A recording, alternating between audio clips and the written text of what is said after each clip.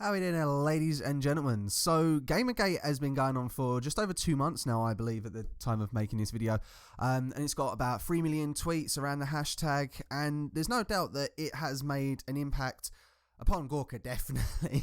Nick Denton is bleeding fucking sponsors, but it has also made an impact upon the world, I guess. There's a lot of places that are talking about it, even up in academic institutions, because I live quite close to one. I know people who work there. So everyone who has been involved, even if all you do has been to tweet I support hashtag Gamergate, should feel very, very proud. I mean, no doubt there are more people who put in an awful amount of work, more than I could ever hope to in my life. So to that, all I can say is a big thank you to those guys who has made it their mission to really call this out for what it is and try to make this an important issue to people. Who am I? Well, I am a no one within Gamergate, all right? I mean, if you check my Twitter, it doesn't really get used all that much. I support Gamergate, don't get me wrong, but I just don't get that much of a time to get involved with it. And also the fact that when I'm awake, well, America's asleep. So why am I creating this here video? It's simple. The arrogance of anti-Gamergate has pushed me to create this video in support of Gamergate. Stephen Tortillo, in the Total Biscuit interview, who said that he feels like the actions of his staff didn't warrant an apology, and he said, well, if you need an apology, then we are at an impasse. You arrogant prick. Arthur Chu as well, in the David Pacman interview, he seems to have a very interesting epistemology regarding social debate, and he believes that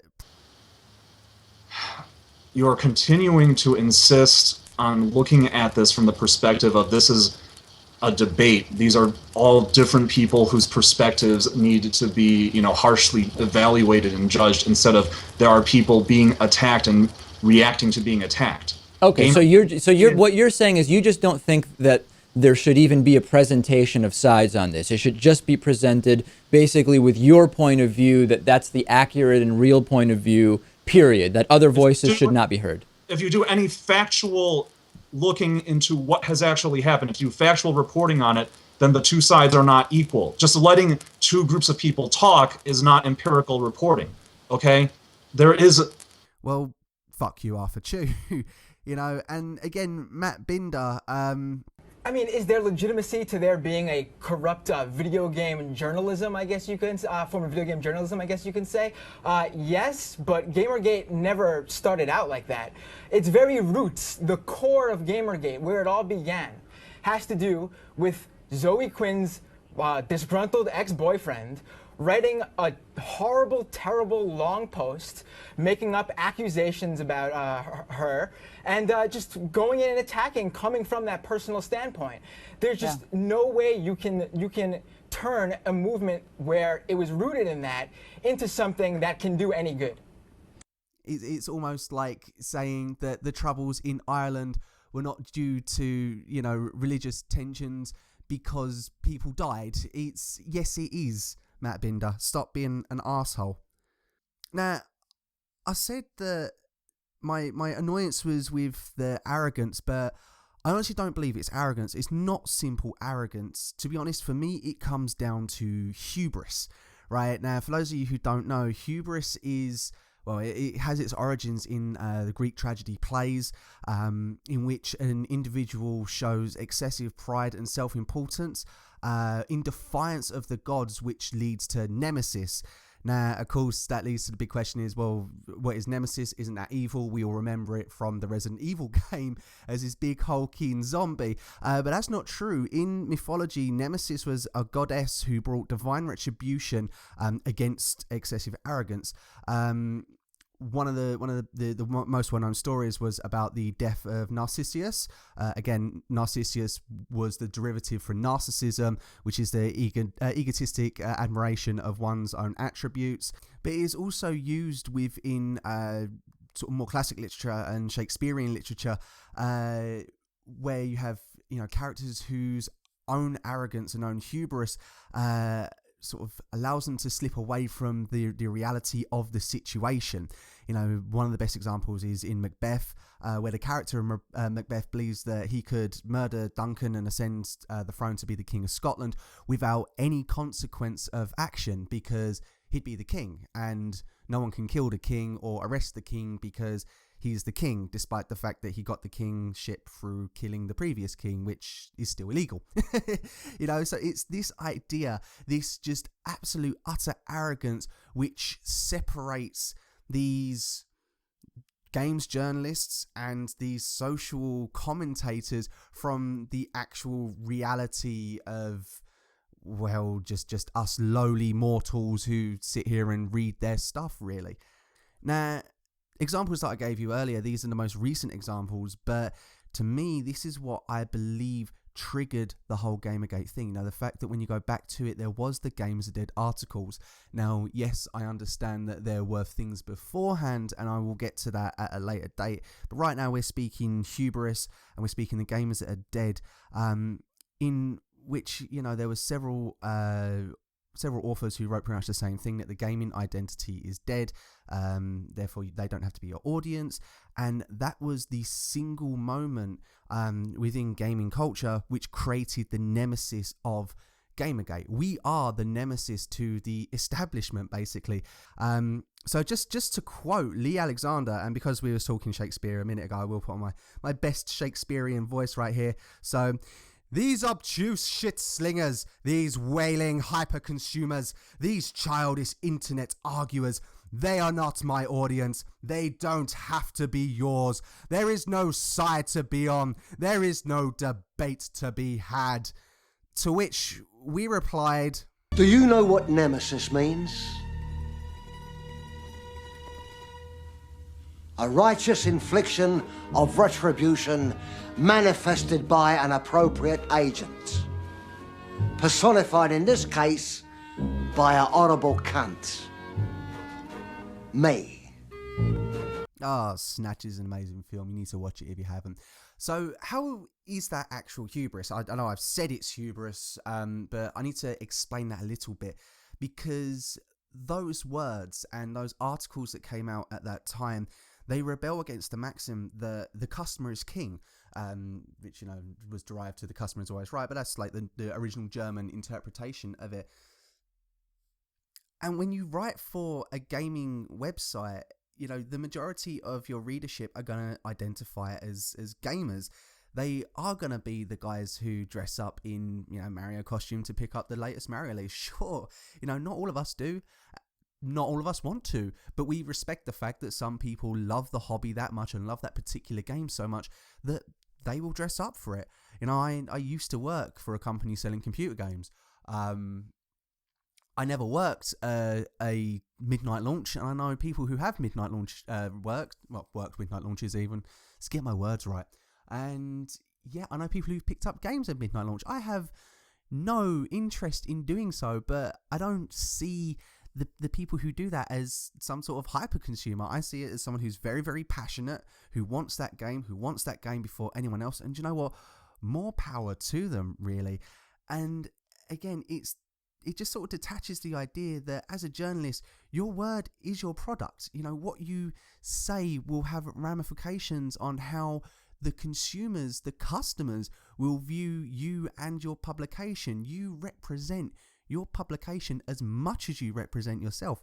Again, you know, when I was working for the game company, I had to go in trousers and shoes, and I had to wear the company uniform shirt. You know, why? I'm only selling computer games. Like, you know, did I look like that when I played computer games? No, that was the expectation that the company had of me, and it was the expectation that the customers had of me. You know, I swear an awful lot in my usual speak, right? If I'm describing a game, or even if a customer comes in and says, "Oh, can you tell me about this new Call of Duty?" I'm not the biggest fan of Call of Duty, right? I ain't gonna sit there and go, "Bruv, you want to put that down because that game's fucking shit." All right, I allow Call of Duty. Fuck Call of Duty. Who wants to play Call of Duty? It's the same game for the past 6 years. Seriously, don't play it. But I understand that some people do. Some people really like Call of Duty. So if a person comes in and says, "Tell me about this new Call of Duty," I will turn around and say, "Look, it isn't for me, but the people who have come in and picked up Call of Duty, They're saying it's great. They came in the other day. I asked them later, what's up with Call of Duty? They said, yo, it's really good. I read the reviews. Reviews say it's all right. If you like the other Call of Duties, you'll probably like this. You know, it's understanding your customer base. But this goes beyond understanding the customer base. I personally believe it's another example of the commodification of readership into one simple metric of engagement and success. You know, me as an individual doesn't matter. You as an individual doesn't matter to these people. All that matters is you click on the article. You know, so the guys who are the higher ups can see engagement, can see, oh, look, this particular article got a lot of clicks. We need to keep writing about this stuff. Oh, look, we wrote about games as a social issue and we got a lot more clicks from people who are more, well, socially aware, I guess, if that's a term. So we'll continue writing these sorts of articles, and it doesn't matter who we piss off. It doesn't matter that 50% of the people who read this turned around and went, this is shit. Like, what are they thinking about? You know, all that matters is they got all those clicks, and that looks very, very good. But what's interesting, what interests me most about Gamergate is the fact that it agrees with what Doc Sarles was saying. And he's a bloke who wrote The Intention Economy When Customers Take Charge. He had a little video segment on the Wall Street Journal, you know, but he posits this idea of a revolution in personal empowerment is underway in regards to consumerism, and that is exactly what we are seeing in Gamergate. You know, it is this idea that we have the technology now to make our objections heard. You know, that we don't want to be treated like cattle, that we don't want to be treated like people who do not exist.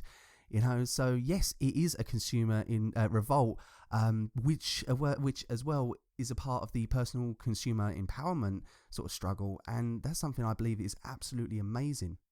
Because the one thing that Gamergate has been about is ethical breaches by companies. You know, that's the one thing that Gamergate is strongly believing, that there have been ethical breaches by these companies and by these individuals, and that we want to hold them accountable for their actions.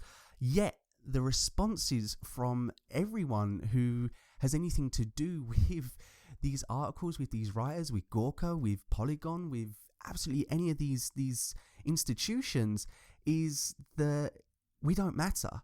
You know, this idea that you have fucked up does not actually exist.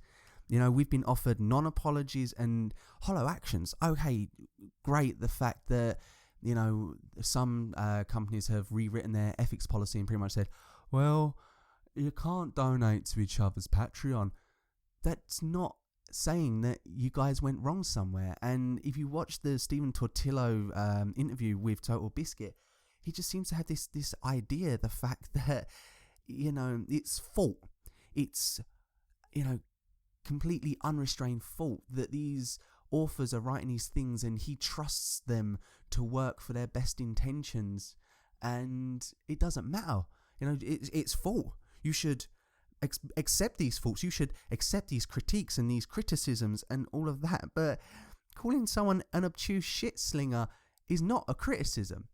That's just being nasty. That's just sitting there saying, I am elite right here. I will write something about you guys that will have other people read it, and fuck you.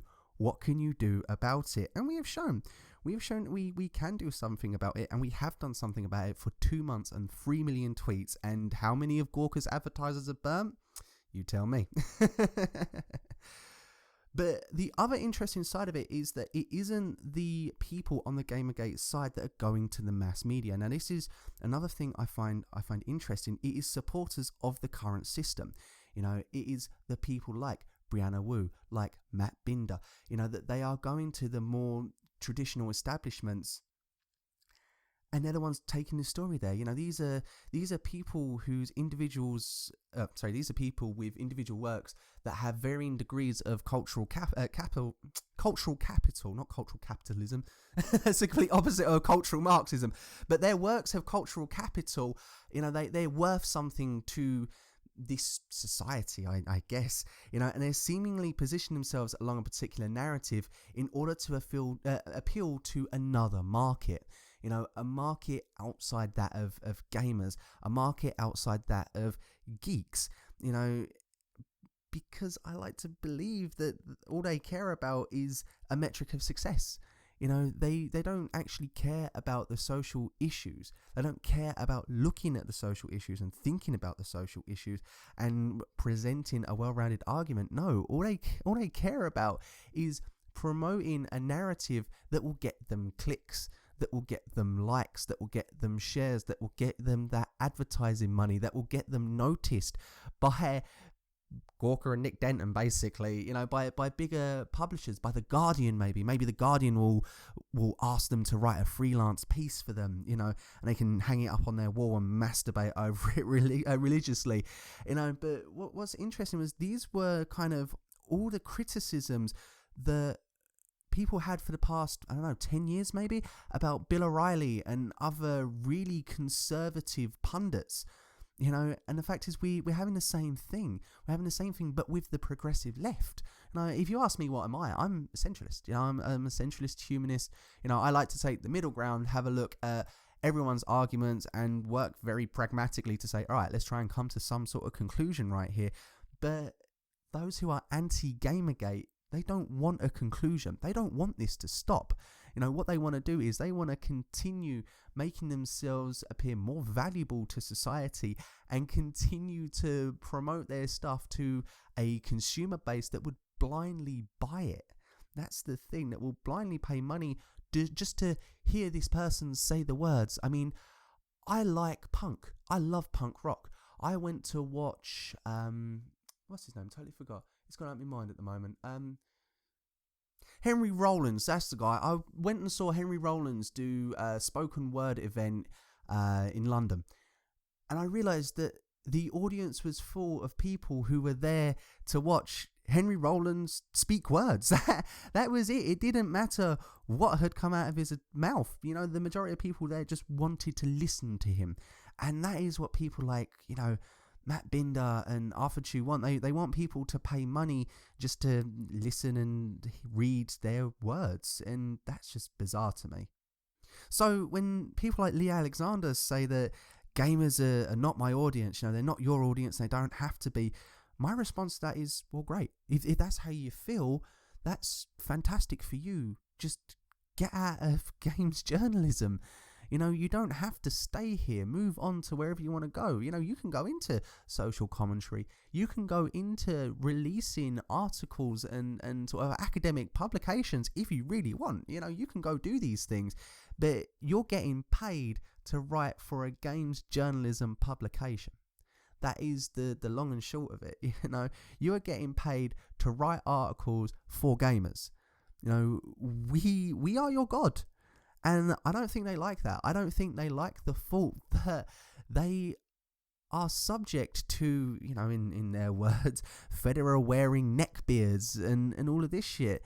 They see themselves as being above the average gamer, and that's something that's not right. You know, that is something that Gamergate is kind of rebelling against, really. And I know some people are sitting there going, but I thought Gamergate was all about ethics. You're right. You're absolutely right. And this video was meant to be a video all about ethics, to be honest. But I found the hubris angle and I rolled with it because it explains these people so well.